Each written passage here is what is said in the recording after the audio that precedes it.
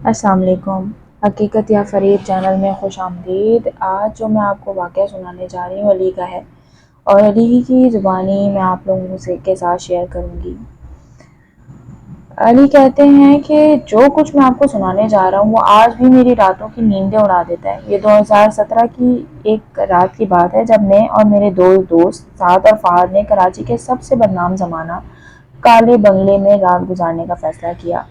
یہ بنگلہ کراچی کے ایک سنسان علاقے میں واقع ہے۔ لوگ کہتے ہیں کہ یہاں عرصہ پہلے خاندان رہتا تھا، مگر ایک خوفناک حادثے کے بعد وہ سب پراسرار طور پر غائب ہو گئے۔ آج بھی لوگ دعویٰ کرتے ہیں کہ وہاں سے چیخوں اور سرگوشیوں کی آوازیں سنائی دیتی ہیں، لیکن ہمیں ان باتوں پر یقین نہیں تھا، اس لیے ہم خود وہاں جانے کا ارادہ کر بیٹھے۔ ہم تینوں تقریباً رات 12 بجے اپنی گاڑی میں وہاں پہنچے۔ بنگلہ سچ میں خوفناک لگ رہا تھا۔ اس کی کھڑکیاں ٹوٹی ہوئی تھیں، دروازہ زنگ آلود تھا اور اندر مکمل اندھیرا تھا۔ یار کچھ زیادہ ہی سنسان ہے، سعد نے سرگوشی میں کہا۔ ڈرنے کی ضرورت نہیں، کچھ نہیں ہوگا، میں نے ہنستے ہوئے کہا اور دروازہ دھکا دے کر کھول دیا۔ جیسے ہی ہم اندر داخل ہوئے ایک ٹھنڈی لہر ہمارے جسم سے ٹکرائی۔ باہر گرمی تھی مگر اندر قبرستان جیسی ٹھنڈک محسوس ہو رہی تھی۔ ہم نے ٹارچ جلائی اور آس پاس کا جائزہ لیا۔ ہر چیز دھول میں لپٹی ہوئی تھی اور ایک عجیب سی جلنے کی بو آ رہی تھی۔ ہم اندر بڑھ ہی رہے تھے کہ اچانک سعد رک گیا۔ یہ کیا ہے؟ اس نے ایک پرانی تصویر اٹھائی۔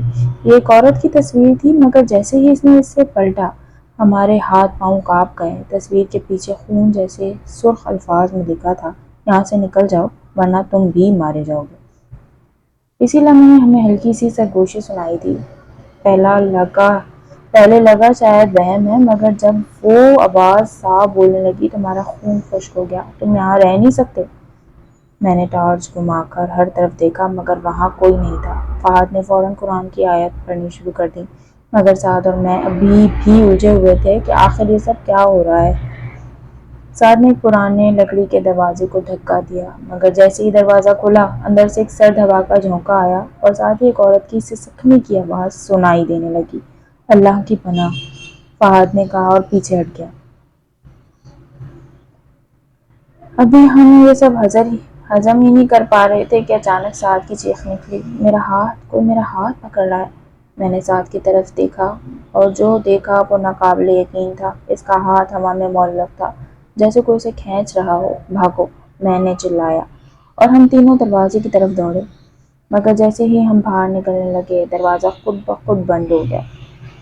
اب ہم بنگلے کے اندر پھنس چکے تھے۔ باہر گاڑی کا ہارن بجنے لگا مگر ہم ہلنے کے قابل ہی نہ تھے۔ اچانک فہد نے پوری طاقت لگا کر دروازہ کھولا اور تینوں باہر بھاگے۔ جب ہم گاڑی میں بیٹھے اور وہاں سے نکلے تب ہمیں احساس ہوا کہ سعد کے ہاتھ پر ناخن کے گہرے نشان تھے، جیسے کسی نے پوری طاقت سے کھینچا ہو۔